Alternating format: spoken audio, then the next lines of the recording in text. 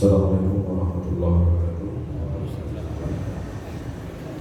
Bismillah, alhamdulillah, la haula wala quwwata illa billah.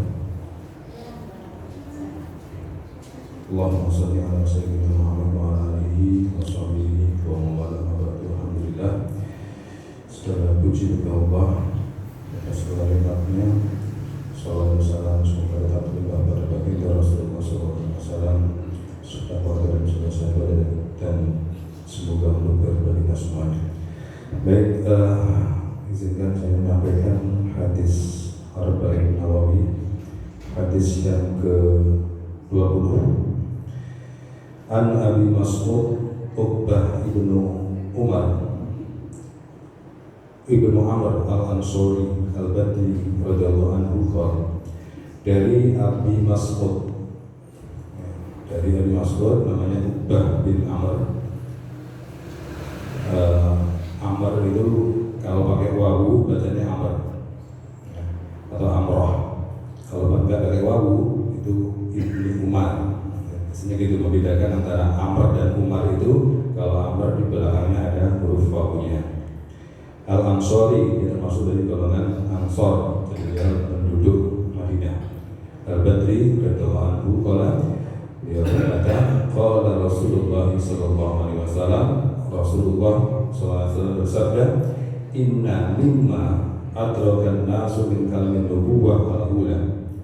Sesungguhnya beberapa kalimat yang diketahui oleh manusia min kalamin nubuwah, dari perkataan nabi-nabi al-ula sebelumnya, idza lam tastahi fasna ma syi'ta. Idza, jikalau lam tastahi, kalau engkau tidak malu, fasna, maka berbuatlah ma syi'ta, semaumu.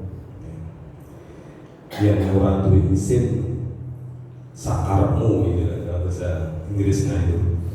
Ya, jadi kalau nggak punya malu ya lakukan apapun yang kamu mau. Nah, hadis ini menekankan pentingnya rasa malu. Rasa malu itu merupakan inti dari ketaatan. Ya. Rasa malu itu al-haya'u minal iman, merupakan bagian dari iman. Sitrun minal iman, sebagian dari iman. Jadi iman itu sempurna kalau seseorang itu mempunyai rasa malu. Malu untuk tidak melaksanakan apa yang Allah perintahkan. Malu untuk tidak malu untuk meninggalkan apa yang Allah larang. Sehingga itu menjadi dasar seseorang taat, seorang mematuhi apa aturan Allah karena malu.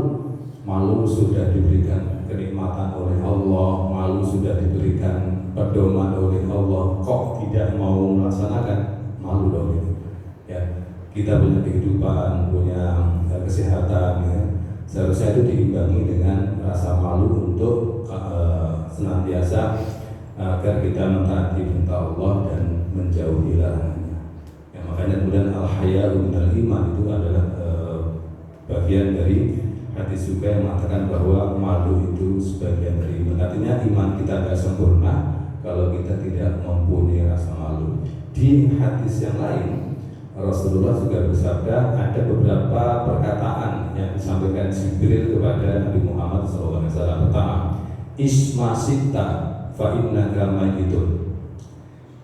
Hiduplah semaumu.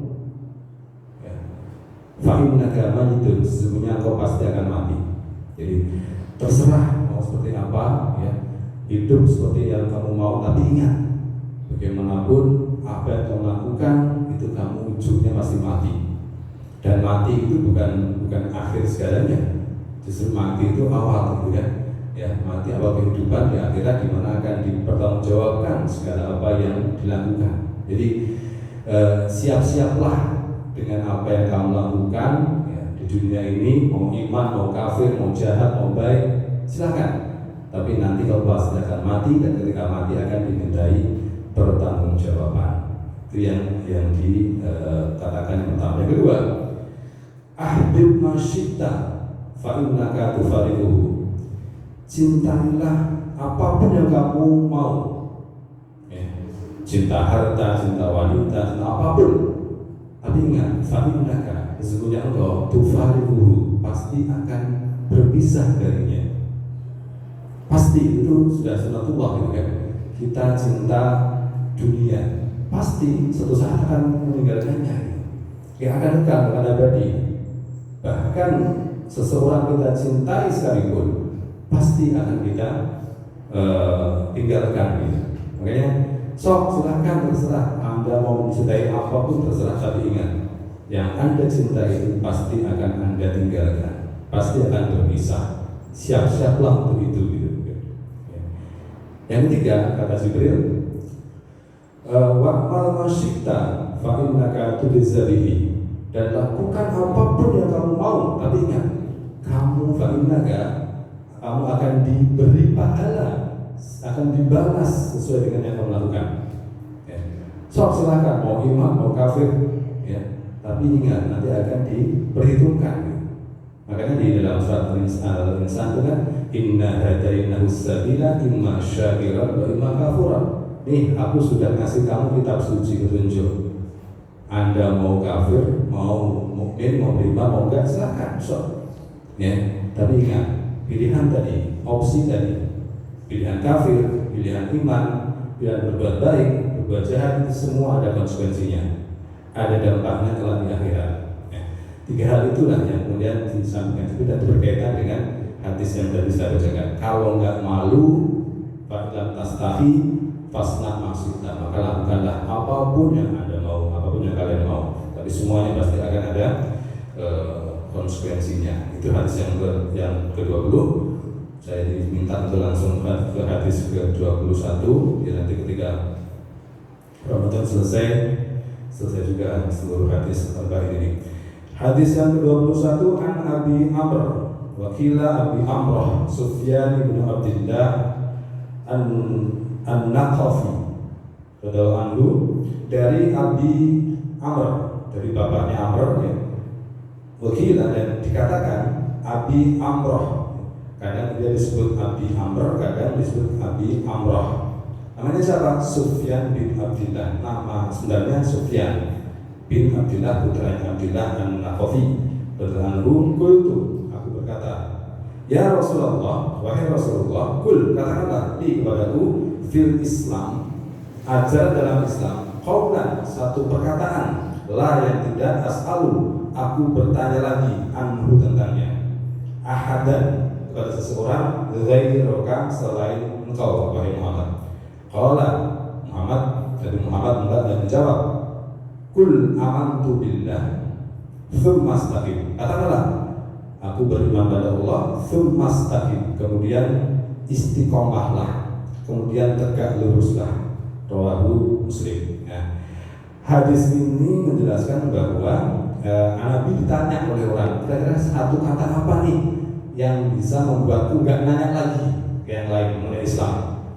Nah, Nabi itu selalu membaca kira-kira yang nanya siapa gitu, sehingga jawaban itu pasti sesuai dengan kebutuhan yang nanya. Kalau yang nanya itu suka bohong, Nabi mengatakan jangan kamu bohong. Kalau yang nanya itu tukang tukang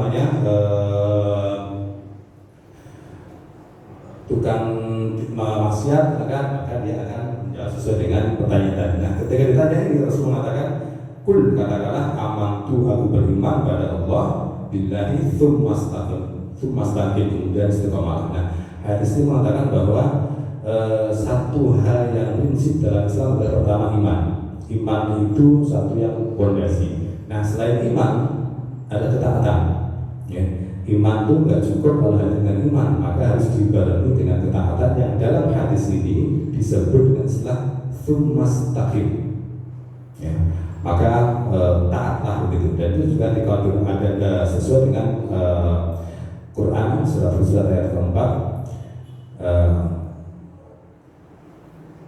Kul innama ana basarun mislukum yuha ilayya annama ilahun wahid fastaqimu wastaghfiruh. Bahwa Nabi mengatakan, kul inna sesungguhnya aku itu sama kayak kalian Muhammad, ya, manusia biasa, bedanya aku diberi wahyu.